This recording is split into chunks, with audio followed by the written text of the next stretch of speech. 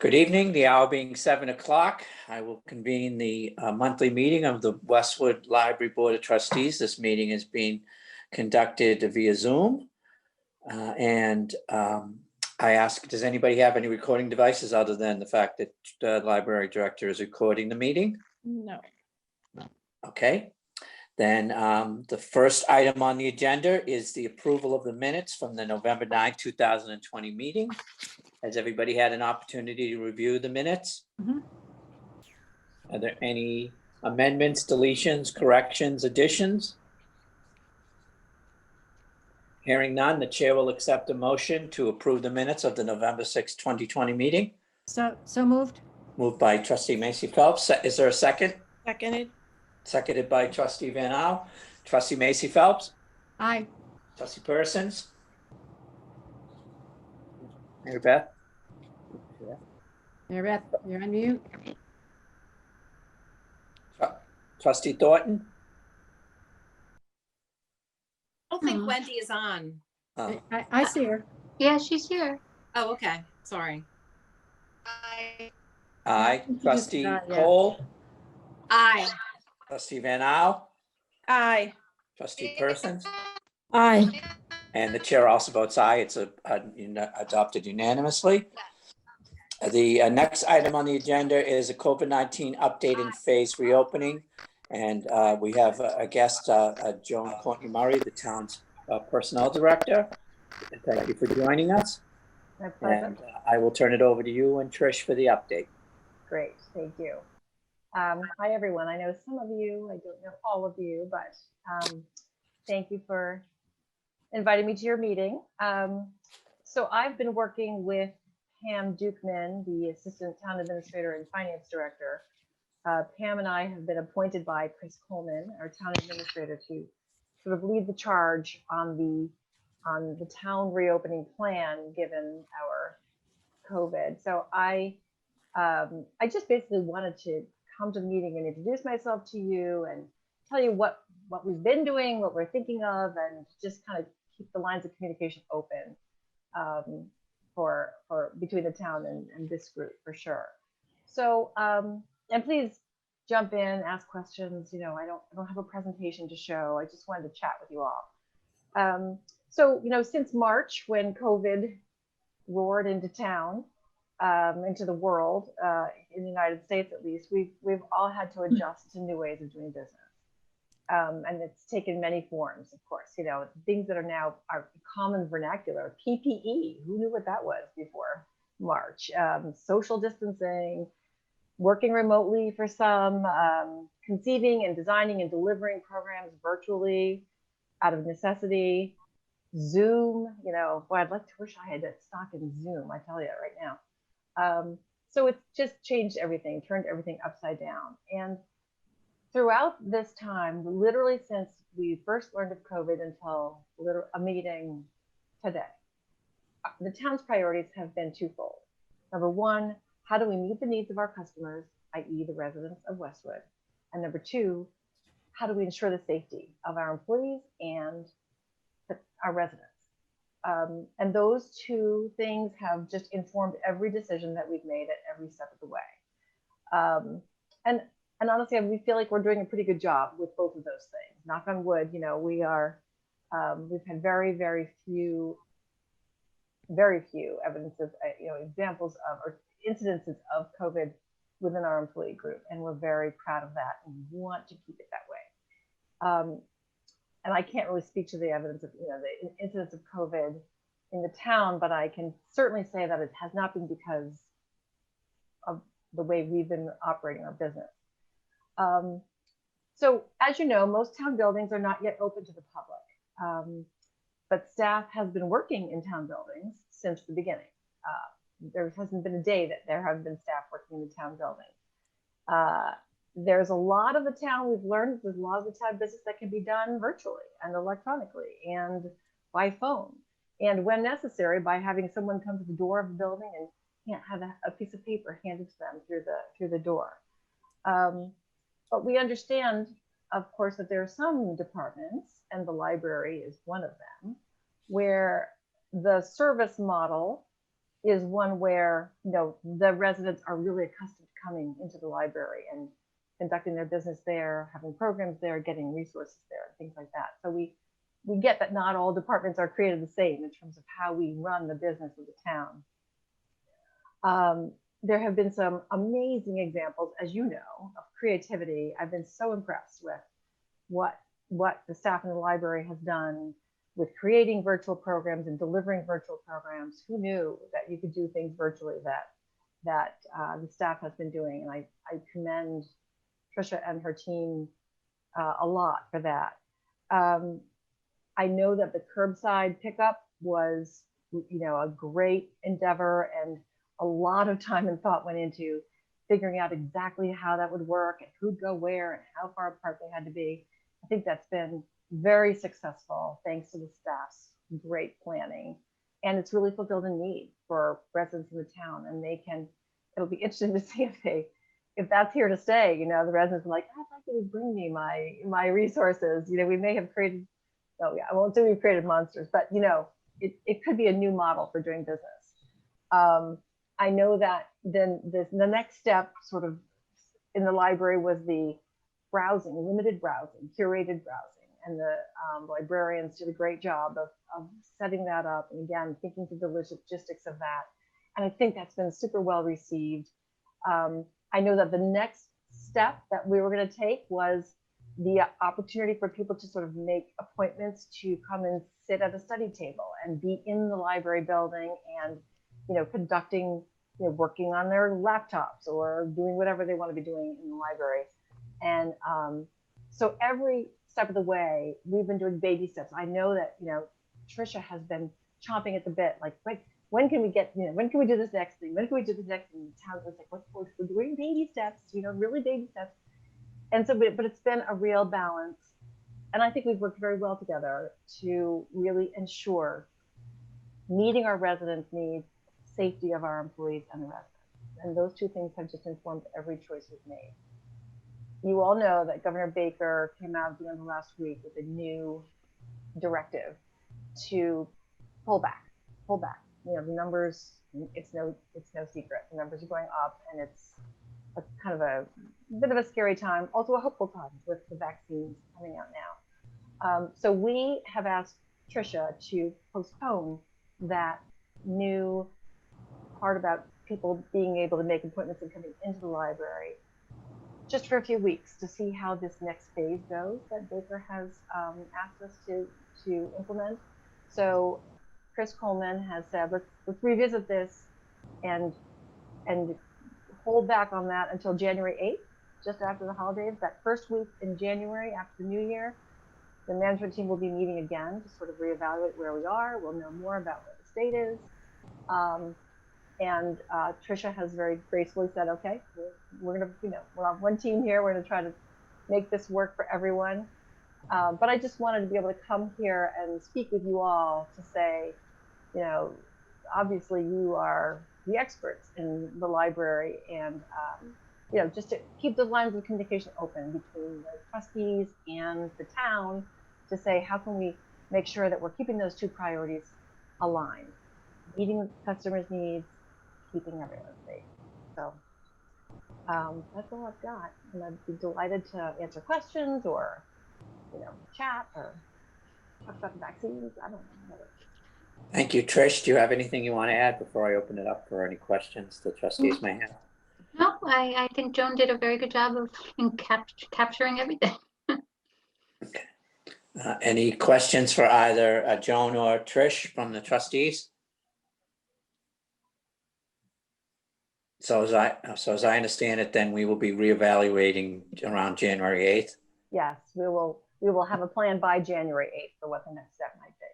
And until that time, we'll be continuing with the level of services that we've been doing. Absolutely. I think that, Trisha and her team have done a great job. The curbside pickup is going well. They've got that down to a science. The curated browsing, the children's room, of course, has been now, the entire children's room is available for browsing. I think that's huge, value add for families. And, moving the other browsing out to the lobby area, it just feels like it's working. Baby steps are working. So let's keep everyone safe and get there as safely as we can. Did you Trish, have there question, been, Amanda? I do have a question. I guess I'm interested in knowing like what type of analysis or what factors you're using to determine, how we're keeping the people safe. I mean, basically in town. I mean, other than I know like the governor comes out with obviously his basic rules, et cetera. But I mean, because we obviously want to make sure that we're providing the patrons with as much services as we possibly can. And I know that libraries all over the state are doing varied things. I mean, some are open or providing, almost all services, letting people come in, browse all around, whatever. And some are not open at all. So, I guess I just want to make sure that I know that we're obviously safety and of both our staff, very, very important, as well as, but also being able to provide the services to the patrons and not being so conservative and so worried, overly worried that we don't end up providing those services to our. It's a great question, and I think we are all grappling with that. I'm sure you are and your board. We're definitely grappling with that in the town. Like, what's the right amount of cautious to be? I'll just share with you, we had a meeting similar to this with the Council on Aging director, Arena DeRosa, and a group of people gathered together, and we said, well, someone asked the question, well, how, when can we know? I mean, what's the right number? Yeah, how can we do this so that we can get that right balance between safety and service delivery? And our health director said, well, it's a very simple question. How many cases of COVID are you willing to tolerate for your customers? Like, oh, well, none. And he's like, well, there's your answer, So, and that's not the only analysis that we do, but that was kind of a sobering thought. It's like, oh, okay. So we pay attention to what the governor's directives. As you can imagine, our town administrator, our assistant town administrator, and I in the HR area, we are constantly like polling our peers in our professional groups throughout Massachusetts. And I will tell you that those communities that had opened up a little bit more aggressively are pulling back now. And it was our feeling that it's harder to pull back. Once you've given something, it's hard to take it away. So our approach, possibly overly cautious, but we prefer to err on the side of caution, has been to take those baby steps and be really, really certain we can offer this. And we didn't have to pull anything else back. We never really announced the ability for people to come in and reserve a study spot. So we felt like, well, we're not taking anything away. We're just slowing it down just a tad. And let's keep everything else the same, with our, safety protocols in place. So that's kind of how we're doing it. We're talking a lot, Mary Beth. That's all I can really tell you. There's no science to it. I wish there was a science to it. We're Thank you. new Thank for you, all Joan. of us. Thank you. Mary, Thank you, Joan. This is very helpful. Yeah, clearly, no one ever wants to think that a case came because of the service you're offering. But we as trustees also have to take into account the benefits that patrons get from the library, not just entertainment, but mental health benefits. Absolutely. Many of them rely on services from the library. We're not closing down grocery stores, and I'm not going to argue that the library is as day-to-day essential as a grocery store, but we have to find that right thing. So I think when we've talked about this previously with Tricia, the way I look at it is we want to make sure we're doing something that is conservative, but also reasonable, and that takes into account Tricia and her staff's professional opinions, because they're the ones that know the process, and they understand best what happens on a day-to-day basis when they're delivering those services. So but very much like that you and Chris are talking to your peers. And I certainly hope, I just as a trustee want to make sure that Tricia is a part of that consultative process, because she knows that, whether it's Tricia saying, she thinks we could do something, or maybe we shouldn't go somewhere, that that I just want to make sure that she's at the table with all those conversations as well. Absolutely, and that's one of the reasons I'm here, is that Trish and I have I think we have a hotline to each other. Great. But I really wanted to involve you all as well, and that's why we just thought let's kind of reach out and just say anytime. I think that Tricia has very clearly communicated your priority to be providing the services that the library possesses, and I couldn't agree with you more. I'm very concerned about social isolation and we deal with that in the counseling on aging, as you can imagine, a lot. So it's definitely, it is an art, not a science, and we're making it up as we go because there's no playbook here. So we're trying to do the very best we can, and that's why I just want to keep these lines of communication open.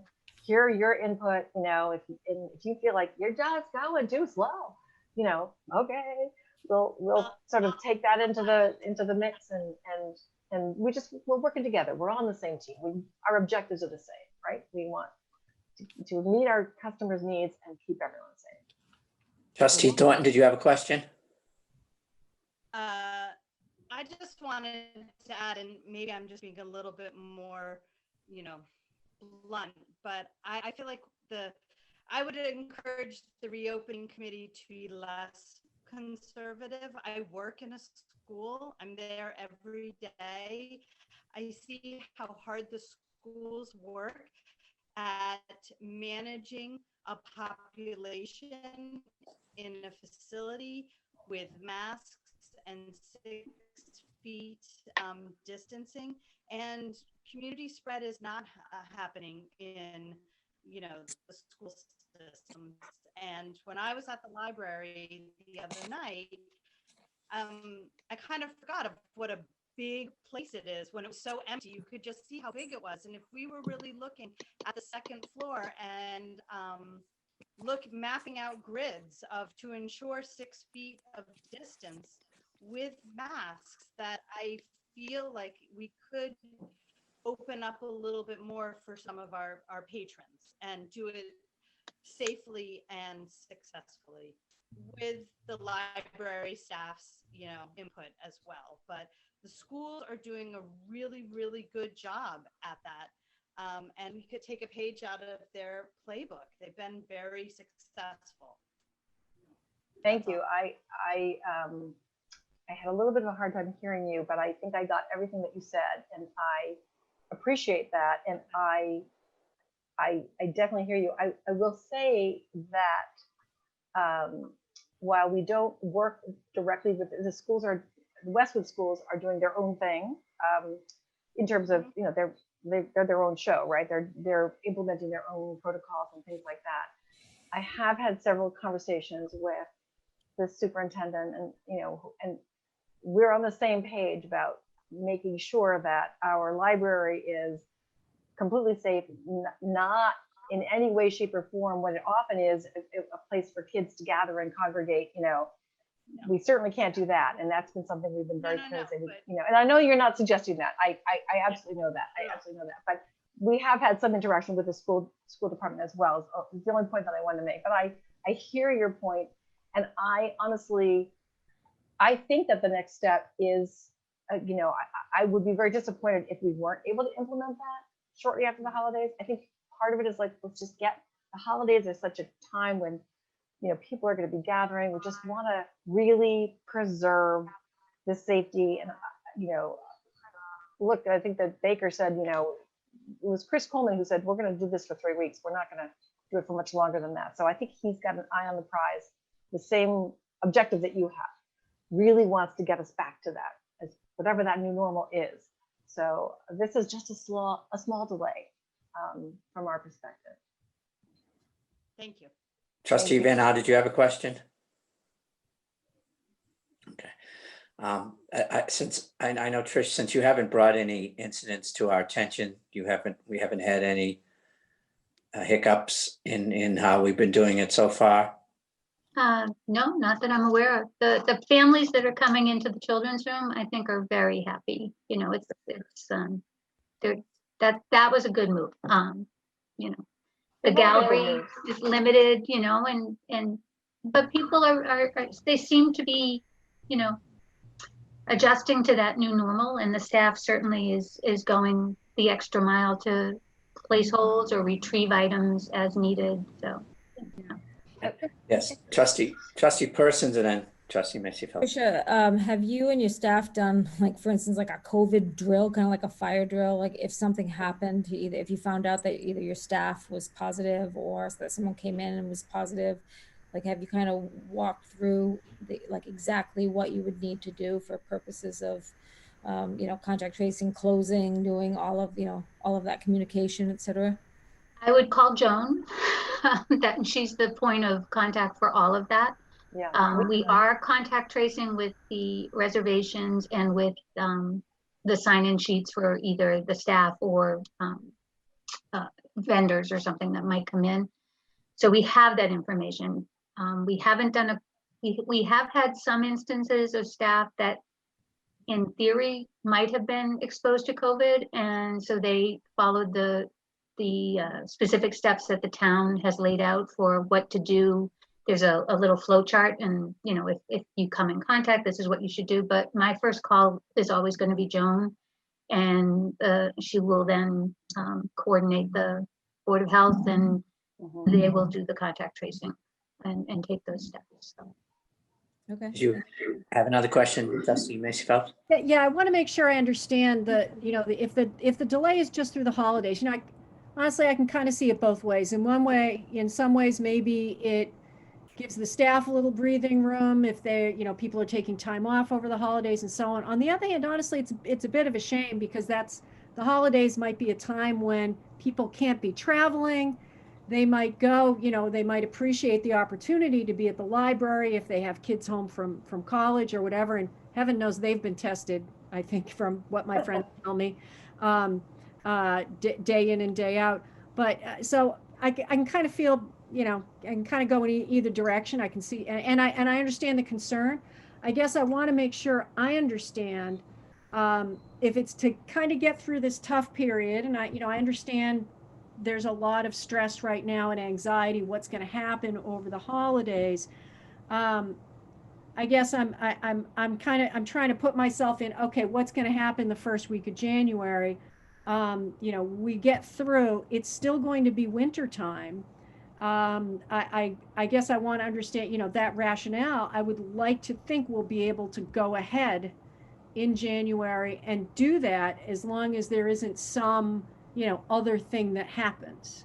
I don't want to be in a situation where it's perpetually, oh, it's working, let's do it a little longer.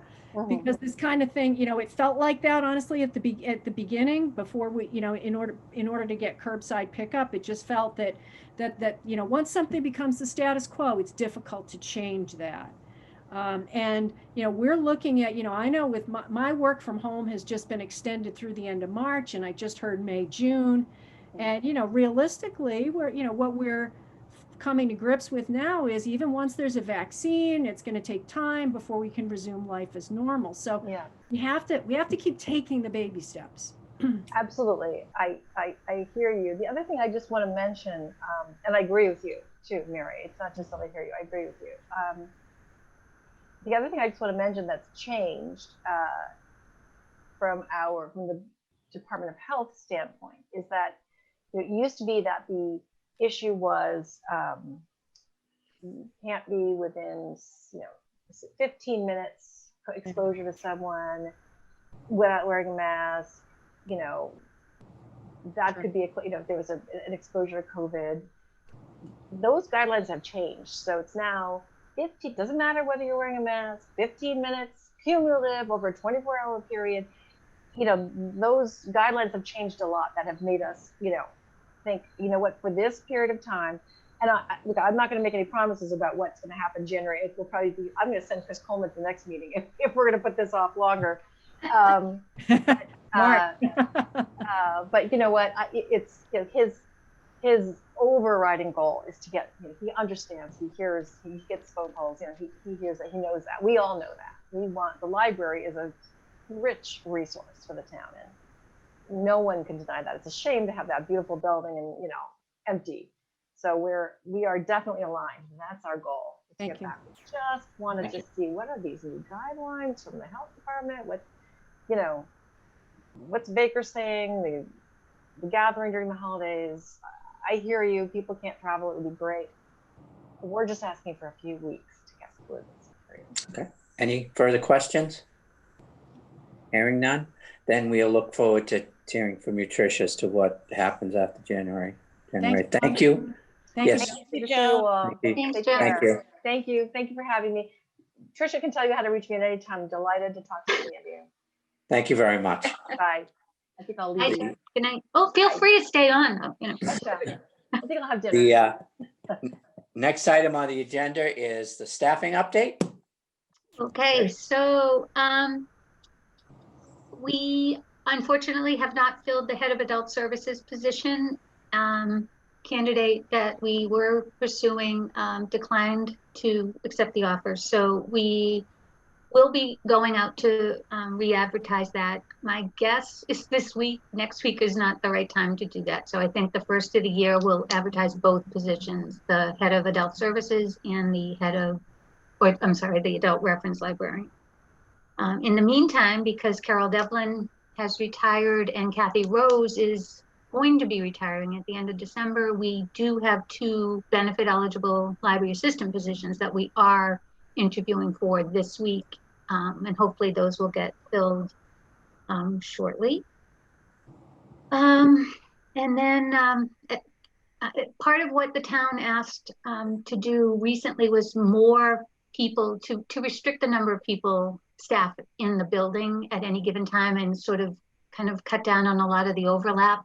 We didn't go back to a bi-weekly schedule, but we are distributing some hours to work remotely to cut down on some of the bottlenecks in children's and in CERC because there's just a lot of people congregated in one area. So those accommodations are being made, but it's a little bit minimal. So, but that's the staffing update. Okay, any questions for Trish relative to staffing? No, hearing none. So, Did you- sorry, Paul. Yeah, That's just okay. Tricia, how are the staff feeling right now? I think that they're okay. I think they've really pulled together as a group. They are definitely driving curbside and book bundles. Children's is thriving, with teen recommendations and children's grab and goes and book bundles. The reference staff is very minimal right now, but we do have that chat feature, and that's manned anytime that there's a person who is dedicated on that desk. So most of the time people can get a real person at the end of the phone, or if not, it'll go to an email that gets responded to very timely, in a timely manner. But I think the staff is okay. I think the stress level on everybody right now is just high. Yeah, and please let them know that the trustees are thinking of them, and we really appreciate everything they're doing. We do. Trustee Cole, did you have Yeah, I something? just had a quick question. How is library staff working remotely? Are they doing the chat feature? Right, so Jenny Hoff is a reference librarian. She is working remotely, and she on her assigned shift will be manning the chat feature. She's also doing a book group, and she's also doing book bundles and researching. If there's a in-depth research project that someone needs to get assigned, she will take on that. So other people who are working remotely, Christy Pasquarello, on Mondays and Wednesdays, she works remotely. So she does her stories. story time. She does, ordering. She did, book reviews. It's as if she was at her desk in the office. Physically, great. she's at her home, but She gets a lot done on those days. I bet she does. there you go. Yeah, thanks, Lizzie. Okay, any further questions on staffing? Seeing none. The next item on the agenda is the director's report, which Trish has submitted. Is there anything you want to highlight, Trish, or emphasize? I think that one of the things that was fun was the fresh air story time on Fridays. Sadly, the weather is turning a little bit more December-like, so that's probably completed until the spring. But it was really great to see the kids, and Christy did that program outside as well, and it was on the front page of the Hometown Weekly in case anybody didn't see that. Love it. And then I think Claire Connors, the sit and knit group that donated the scarves and hats to the Pine Street Inn, she dropped off 2 large, I mean, when I say large, I mean hundreds of hats and scarves, and they're working on the mittens. And I sent along that thank you note that she received from the Pine Street Inn. It's so rewarding, I think, to see how much empathy there is in the community for people and wanting to do something. And Claire has been very good at kind of coordinating that and making sure that those things get delivered. And the other thing, the donation of the Philbrook prints. I think this was a out of the blue call that I received from a woman who actually their in-laws lived up the street from me in Situate, where I grew up. They were literally a block away. But her mother-in-law collected a lot of Margaret and Otis Philbrook prints, and they were looking for a home for them. And somehow she came across the Westwood Public Library and reached out. So beautifully framed, lovely, lovely prints. A couple of them are town scenes. So I did accept the gift. It was no strings attached. And so I think it'll be a nice addition to the history of Westwood and also the library. So I think that's I think that was a lovely donation and a great historical piece too. Tricia, are the prints that we just received, the sketches, are they different, like in nature than the original ones that we had? I got the impression that these were different. There's some that are town scenes. There's 2 of Otis that look like children's portraits or sketches. There were 2 very tiny ones that were historic buildings named in Westwood. So they are different from the ones, the 25 or so that Margaret Philbrook had donated herself, as that was part of the collection that was, I think it was in the late 70s. They did a sort of a view of Westwood, but there's some trees, there's some town buildings, and some portraits. So they're all lovely. There's one of a seascape actually, which is interesting, and I think it was down in Duxbury, if I'm not mistaken. And where are all of these being housed right now? So right now they're in the bottom shelves of the Sauter collection, just stacked right now. Okay.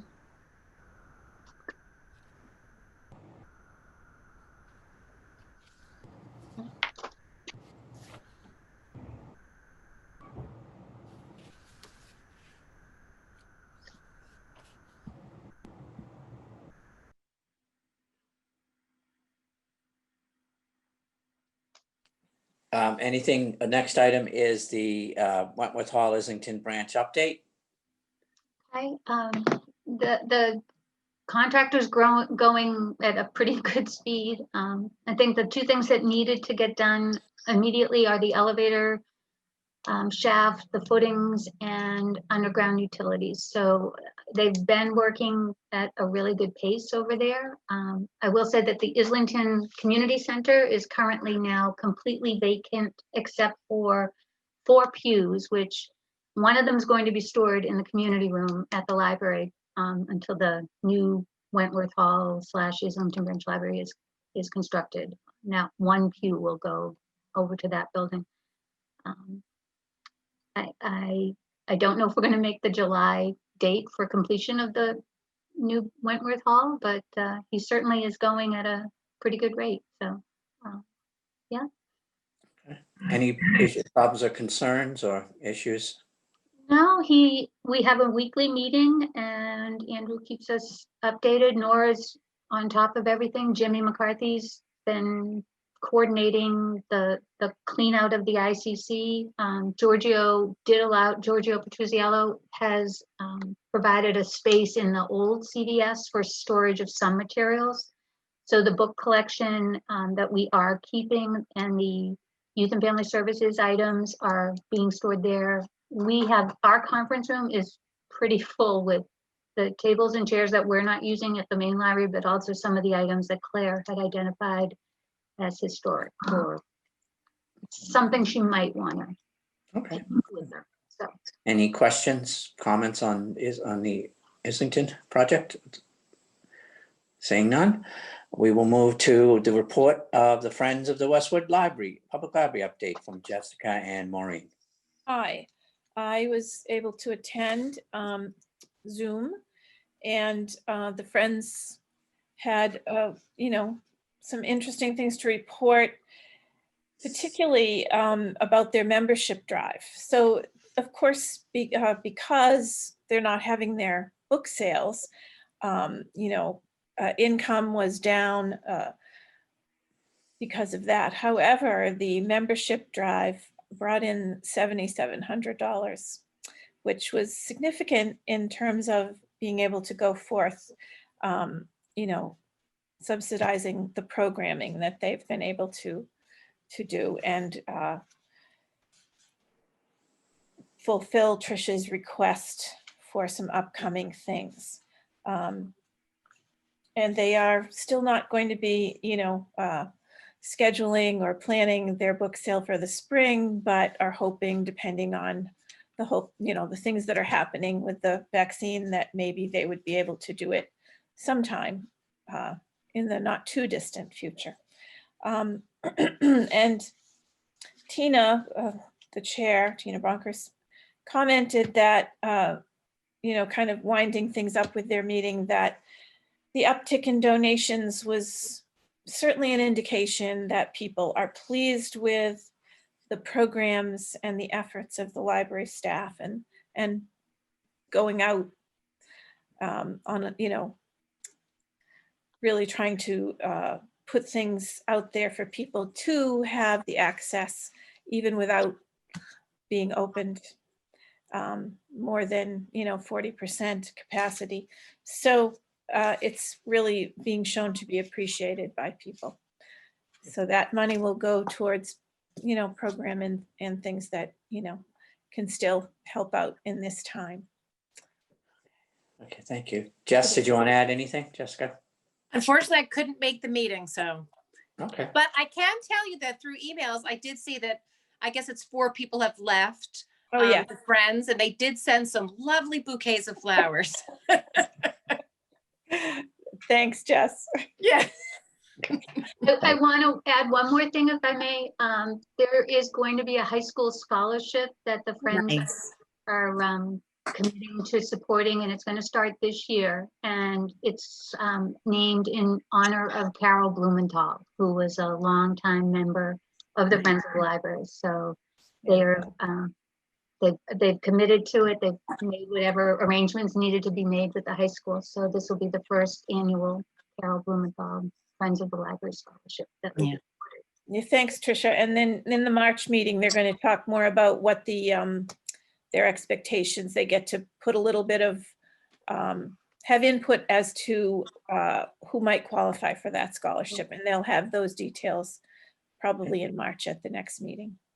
Okay. And Tina Bronkhorst has been pushing that for a year, so she really came in wanting to have that, and I think it's awesome. Yes, it's great. Thank you. Any questions on the Friends? Do you remember offhand who's leaving the Friends? Were they longtime friend members? Just because it's good. It was Sue Kunkel, Sue Burgess. Oh, wow. I forget who the other 2 were. Oh, Jessie. Yes. And there was one other one. Well, Sue Kunkel moved out of town. She's up in Newbury, I think. Yeah. Okay. There was one other person. I don't remember who it was. Those are significant, people. Okay. Thanks. Thank you. The 21st Century Fund update. Sure. Trustee Macy Phelps. Yes, so the fund did not meet in December. Our charter calls for us to meet quarterly. Sometimes we meet more frequently. And we didn't need to meet this month. So we'll be meeting again in January, and I'll report after that meeting. But we did get our fundraising letter out, thanks to every person who I persevered. got mine I Saturday. got mine. Yeah.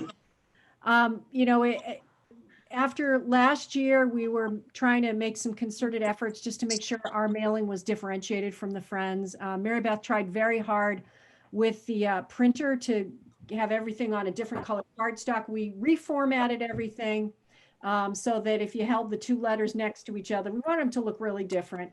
Format was definitely different. The letter was on ivory paper instead of white. Unfortunately, the printer somehow missed the boat on the envelopes, and he put everything in a white envelope and made the return envelope white. I just from other things about the mailing, it was delayed, and it sounds like the libraries had some issues as well. So I'm not really sure what quite what the printer's issue is, but at any rate, the mailing was on a different color, the letterhead, and was on several weeks after the Friends, because it just went out last week. So, we've, Tricia is having the staff, just double check and make sure they understand which envelope it is they're opening and where they're handing it off. So hopefully we'll be getting some returns on that soon. Thank you. Anything else? Mary Beth, anything you want to add to that? Yeah, if I could just add, I won't belabor you with all of the problems that we have with the printer, but if you would consider, it would be wonderful to have 100% trustee participation in the drive for any amount that, doesn't matter what the amount is, but we could really use, we need a broad range of donations. So I ask you that as a fellow trustee. Reach out, tell your book groups, tell your friends. That was my second point. I was going to say, if you're out there talking to people, and I know people support the Friends, but there is real reason to support the 21st century also. So thank you. Thank you. Any questions on the 21st Century Fund? The next item on the agenda is the approval of expenditures and acceptances. Has everybody had an opportunity to take a look at that? I did. Who are the Pattons? Trish, did you want to? You're muted.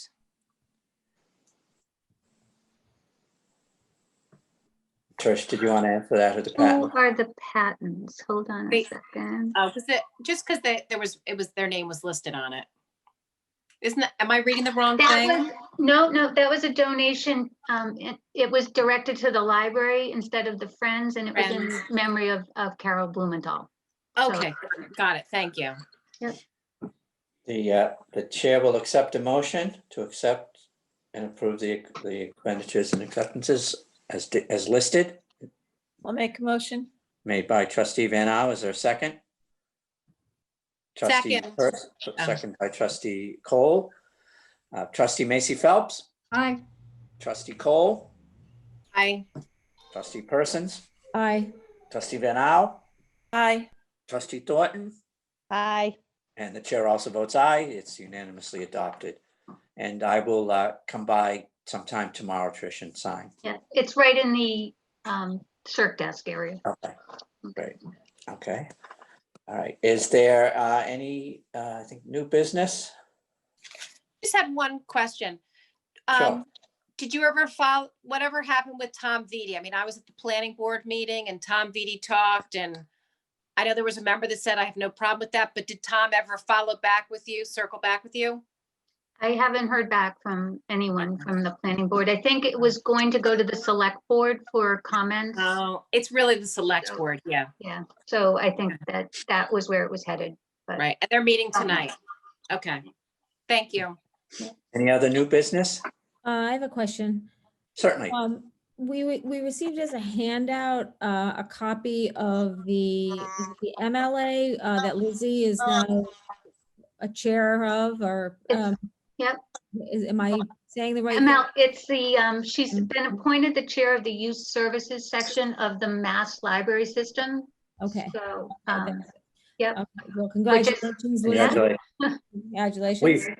I hope congratulations. Thank you. Yes. Yeah. I know. It's one of those things where you show up for a meeting and then you're like, do you want to be the chair of this new board? Okay, wait. And then I walked into Trish's office and I was like, Sometimes it happens when you don't show up.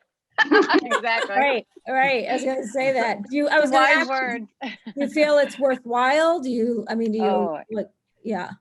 Yeah, that's been one of my professional goals, and for what to get, not to get Westwood on the map, but to kind of get out of our silo a little bit and share all the great things we do and connect with other librarians and other libraries in Massachusetts. So I actually was just like, hey, I'll start coming to the board, meetings, and then all of a sudden, now I'm chairing it. But so it's great. I think it will be really great connection for everybody, and I think it'll be really great for Westwood because the first thing is to showcase what we're doing and learn from others, especially now with everybody kind of pivoting and doing different things.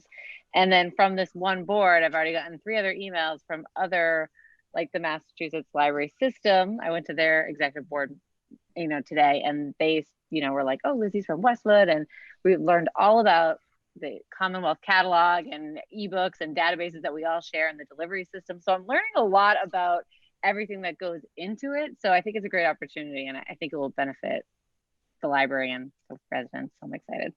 That's outstanding. Thank you very much. Congratulations, Lizzie, I'm sure. Any other new business?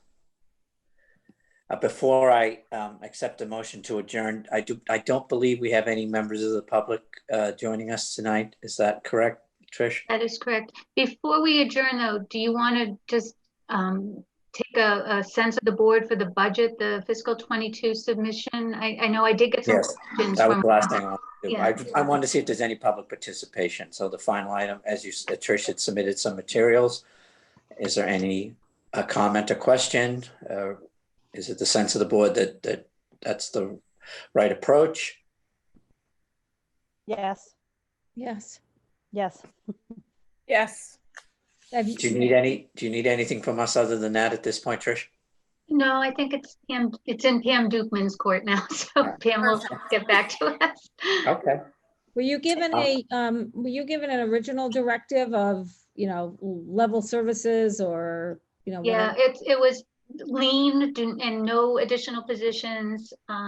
Basically, conservative estimates and conservative funding.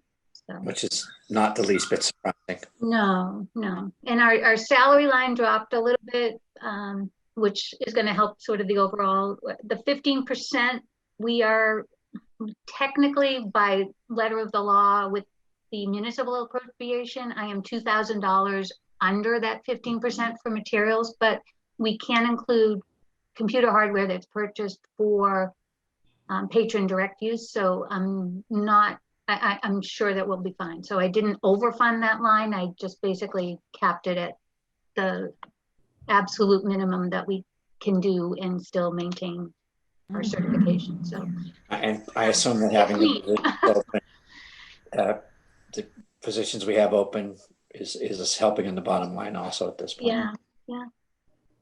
Well, that's this fiscal year though. Right. So, In terms of what we'll, we won't have. yeah, we'll be, yeah, right. Worry about any,